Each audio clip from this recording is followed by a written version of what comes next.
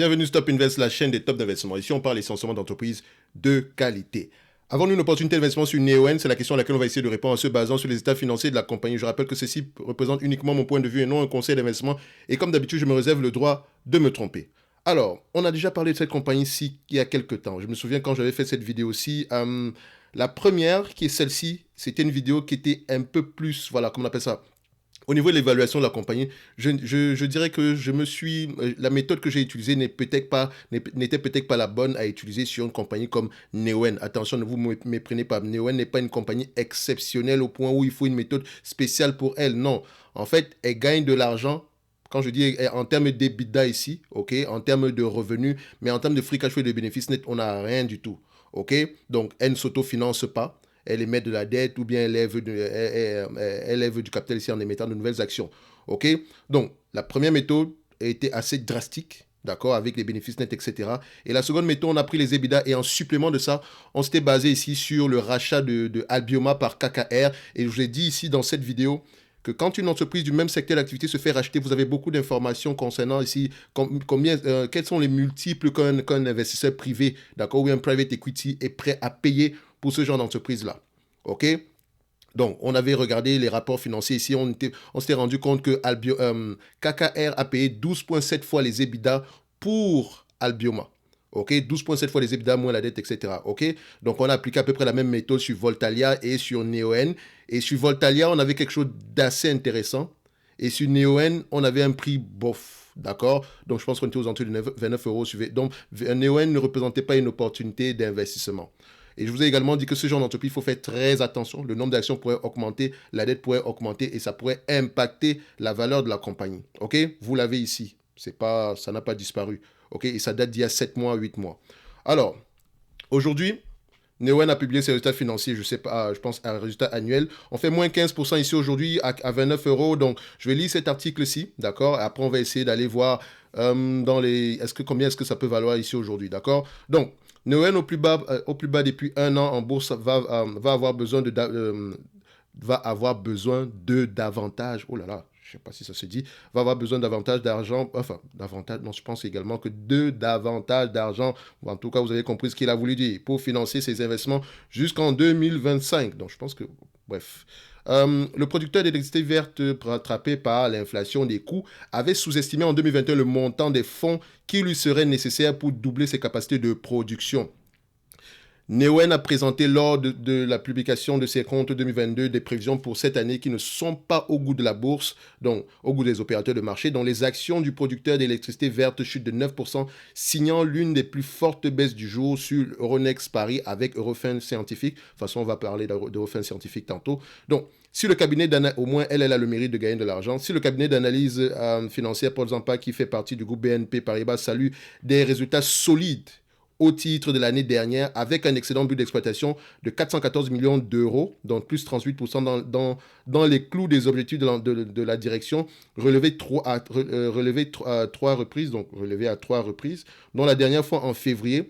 Morgan Stanley s'inquiète des besoins en capitaux propres du constructeur et exploitant de fermes éoliennes et solaires. L'analyste Arthur Sidbon pour la banque américaine réitère sa recommandation de sous-pondérer avec un objectif de coût à 33 euros. Ça veut juste dire ici qu'il est moins optimiste.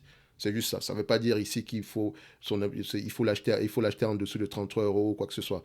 Il est moins optimiste parce que vous ne savez pas quelle est la méthode d'évaluation qu'il a utilisée à l'intérieur. Mais quoi que je vois à peu près qu'est-ce qu'il a pu utiliser ici pour avoir un prix pareil. À 31 euros ce matin, Neoen est au plus bas depuis un an en bourse, donc moins 17%. Bref, ça, c'est pas important. Voilà. Les besoins en fonds propres pour dérouler sa feuille de route 2021-2025 sont supérieurs à la limite supérieure que la société avait présentée lors de sa réunion investisseur de 2021, constate Arthur Sidbon. À ce moment-là, Neoen avait indiqué que l'enveloppe d'investissement pour l'ensemble de la période 2021-2025 atteindrait 5,3 milliards d'euros. Elle vient d'être relevée à 6,2 milliards d'euros. Donc, soit une différence à peu près de 900 millions par là.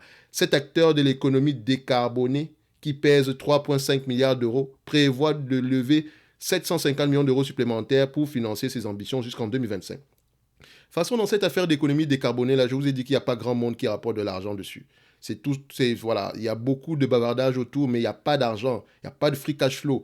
Toutes ces entreprises-là, c'est des gouffres à fric, d'accord? Donc, en termes d'EBITDA, oui, on a des marges, mais derrière, est-ce qu'on n'a pas plutôt une dépense en capital qui est tellement élevée que les marges deviennent rikiki? De toutes les façons, voilà, c'est pas, comme je l'avais dit tantôt, franchement, je pense qu'il y a de meilleures entreprises sur le marché ici, d'accord? Faut pas vous laisser emballer par les belles histoires. Même si quelqu'un d'autre se fait racheter par telle ou telle chose, il faut également voir ici qu'en période difficile, au moindre petit couac, voilà ce qui se passe. OK? Donc, l'analyste financier de chez Morgan Stanley estime également que les prévisions 2023 en matière d'EBITDA sont un peu légères et déplore aussi que le bénéfice net de 45,2 millions d'euros soit inférieur à plus de 20% aux attentes de consensus.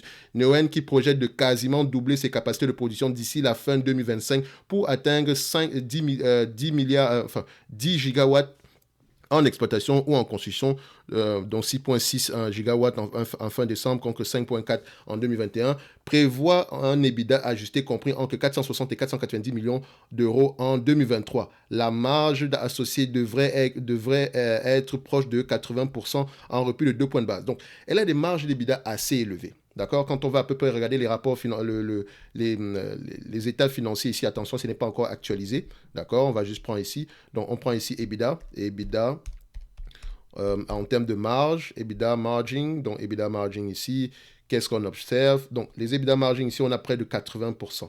On flirte même parfois ici avec les 90%. OK?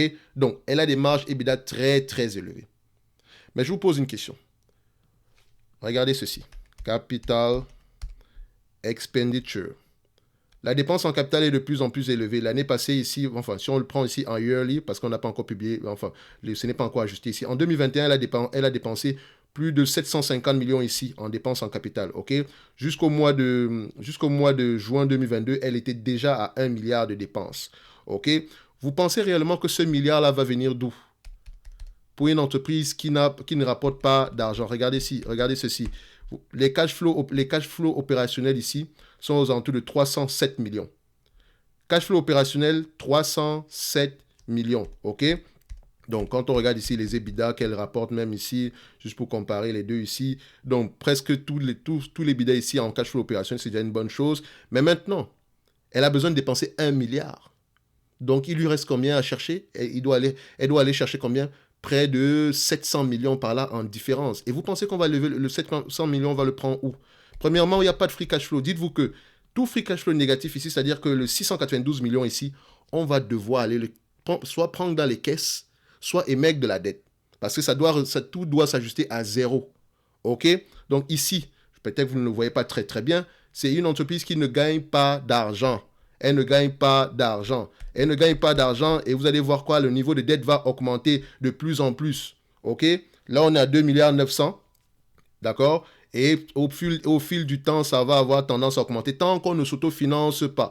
Et je vous dis toujours ici que les entreprises, même si elles sont de croissance, elles doivent au moins s'autofinancer. Et vous savez ce qui est plus drôle ici, c'est que cette compagnie-ci vous verse un dividende. Même s'il a l'air rikiki, franchement, ce dividende-ci, c'est un piège. OK?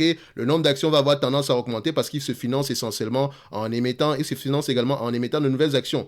D'accord? Chaque année, jusqu'en 2000, on avait une augmentation entre 94 et à peu près ici, dans 107, on a une différence à peu près de combien? 13 millions. Si on se dit ici que le prix en moyenne était à 30 à ce niveau-là, donc c'est-à-dire qu'on a à peu près levé aux alentours de 300 millions par là. OK? Donc, on se finance essentiellement ici en émettant de la dette, en émettant de nouvelles actions. D'accord? Le dividende en lui-même ici, le bavardage selon lequel, oui, le dividende est stable et croissant, voilà, il ressemble à quoi? Il ne devrait même pas être payé. Donc moi, quand je vois ça, je dis, les managers, qu'est-ce qu'ils font? Je ne veux pas qu'on me paye un dividende pour une entreprise qui n'arrive même pas à s'autofinancer. Ça n'a pas de sens. Ça vous dit tout par rapport au management ici déjà. Il peut être qualitatif comme vous voulez, mais quand moi je vois ça ici, je pense que ce n'est pas nécessaire. Vous voulez faire plaisir à qui? Aux actionnaires? C'est bien, mais avant de faire plaisir aux actionnaires, entre parenthèses, solidifiez d'abord l'entreprise, ok?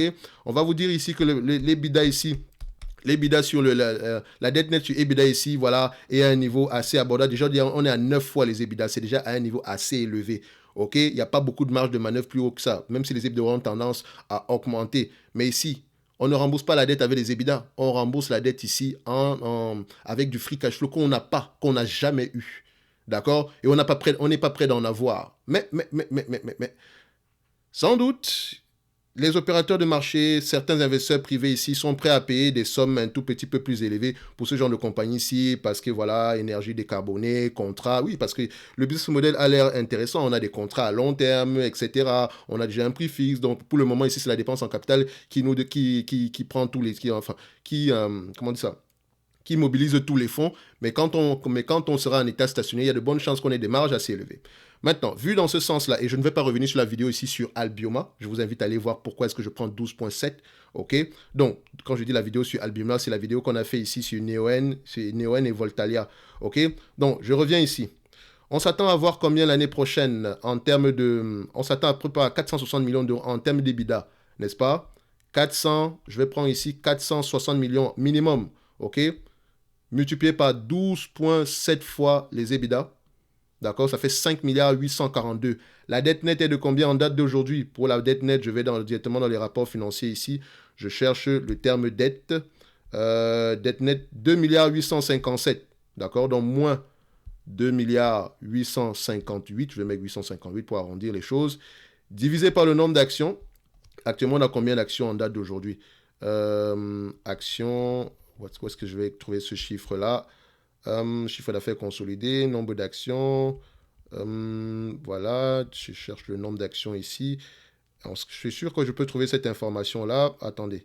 Résultat net consolidé, actions, résultat opérationnel. Bref, même ici, regardez, résultat opérationnel courant, on est à peu près à combien? On est à 266 dépréciations d'actifs, etc. Résultat net, c'est comme ça qu'ils calculent le résultat net. Pouh. Ok, on va regarder ici nombre d'actifs. Donc, où est-ce qu'on a ici nombre d'actions? Je cherche le nombre d'actions ici. Voilà, net par du 45,2. Résultat net participation, ok. Résultat net base par action en euros. Résultat net base dilution, ok. Donc, je peux trouver le résultat net ici, ok.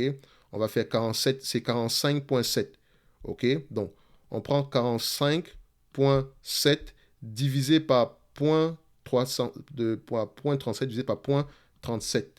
Ça donne ici le nombre d'actions est à peu près à 123,51. OK? Vous voyez ici le nombre d'actions par rapport à ce qu'on avait précédemment ici. Donc, on parle ici nombre d'actions, tac, tac. Qu'est-ce qu'on observe? On avait 107 ici à peu près. Là, on est déjà à 123. Donc, quand on entend ici, le nombre d'actions a augmenté. OK? Quand on prend le 123,5 ici, le 2 milliards 984, je rappelle 2 milliards 984, vous avez vu le calcul qu'on a fait, EBITDA attendu, multiplié par 12,7, moins la dette nette, divisé ici par le nombre d'actions, 123,5, ça donne ici combien? Ça donne 24 euros. Un peu moins même que ce qu'on a trouvé dernièrement. Mais n'oubliez pas également que l'EBITDA aura tendance à augmenter. Alors, je préfère me protéger ici et me dire ceci. L'EBITDA aura tendance à augmenter, la dette nette aura également tendance à augmenter parce que pour s'autofinancer, ce qui aura un impact sur la valorisation de la compagnie. OK? Donc, je prends déjà ce qui m'est proposé ici en 2023. Donc, idéalement, j'aimerais acheter cette entreprise-ci en dessous des 24 euros l'action. Sinon, à 24 euros l'action, ça pourrait être intéressant. Mais je sais également que c'est très, très risqué parce qu'on ne rapporte pas d'argent. D'accord? Il suffit juste que la dette augmente, que la valorisation sera impactée négativement. OK? Donc, si on prend également ici les actifs tangibles par action, tangible book value per share. Donc, si on prend le tangible book value per share ici, vous vous rendez compte de quoi?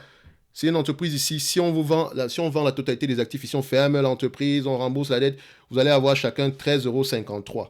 Enfin, ça c'était au mois de juin 2022. On attendra voir à peu près à quoi ça va ressembler au mois de juin au mois de décembre 2022. Donc l'ajustement n'a pas encore été effectué parce que les résultats viennent juste de sortir. Mais ça vous donne une idée générale, on est à peu près à 10 € et plus. OK? Donc un peu moins que ça. Moi j'aimerais même aller plus bas que ça. D'accord? Au moins, je sais que je suis protégé par la valeur des actifs. OK? Donc ici, pour moi, Neoen, rien d'extraordinaire. Hein. Mis à part le discours, le discours ici, voilà, très optimiste, énergie verte, etc. Excusez-moi, mais le prix, ça c'est combien? En termes de la compétition, comment ça va se passer? Parce que les autres aussi construisent. Est-ce que ça va nous impacter, etc. OK? Donc, quand vous regardez ici le document financier ou bien les documents de présentation qu'elle a donné ici, elle est très optimiste. Il y a beaucoup de belles choses qui ont été dites, mais il faut faire attention. Le discours, c'est bien, mais maintenant, il faut montrer show me the money. OK? S'il n'y a pas d'argent, ça ne m'intéresse pas du tout. Donc, on ne va pas tomber dans le piège ici du next big thing. OK? Évidemment, ça vaut bien quelque chose, mais ça ne vaut pas mais ça doit également il faut également prendre en considération les risques associés. Et donc, ce genre de variation, ce n'est pas extraordinaire à voir sur ce genre d'entité.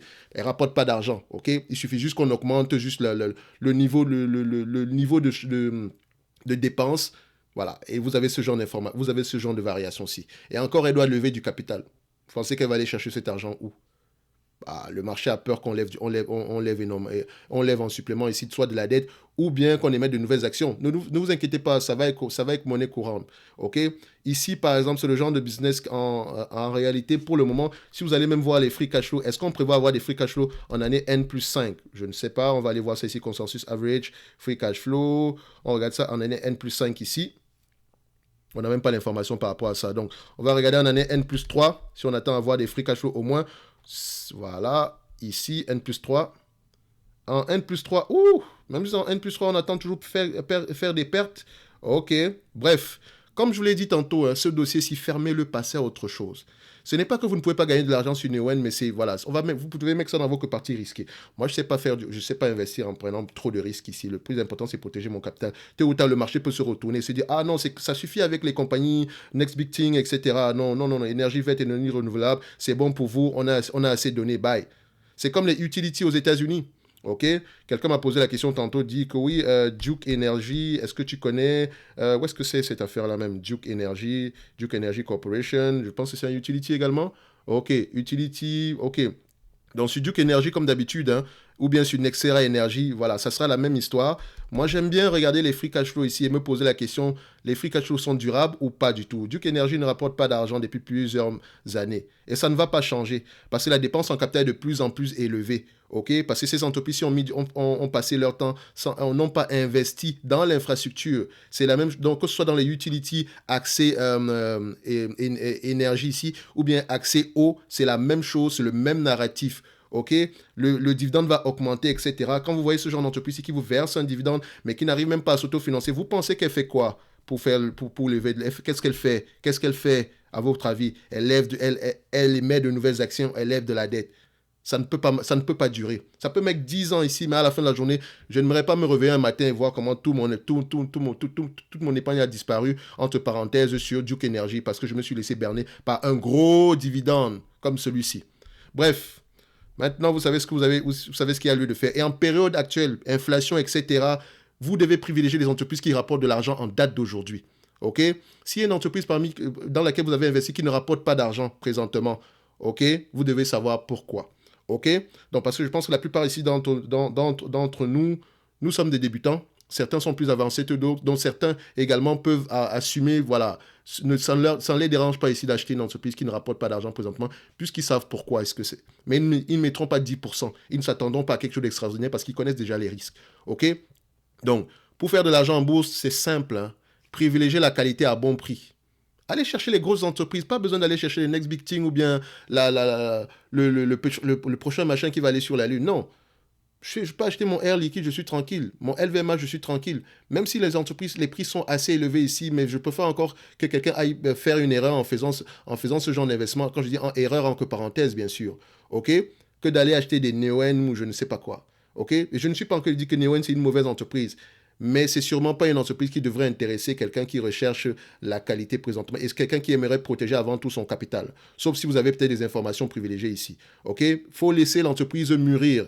Bon, ça c'était le coup de gueule de la journée. N'oubliez pas ici, en lien dans la description, on a le service Top Premium ainsi que la Top Newsletter. Si vous voulez soutenir la chaîne, c'est à ce niveau-là que vous devez le faire. Donc on se dit à bientôt, Neoen. Le prix actuel ne nous intéresse pas du tout, d'accord? On aimerait avoir aux alentours des 15 euros l'action par là, pour bien un peu plus bas que ça. Après également, si quelqu'un achète à ce prix-ci, il sait exactement ce que ça coûte. Merci.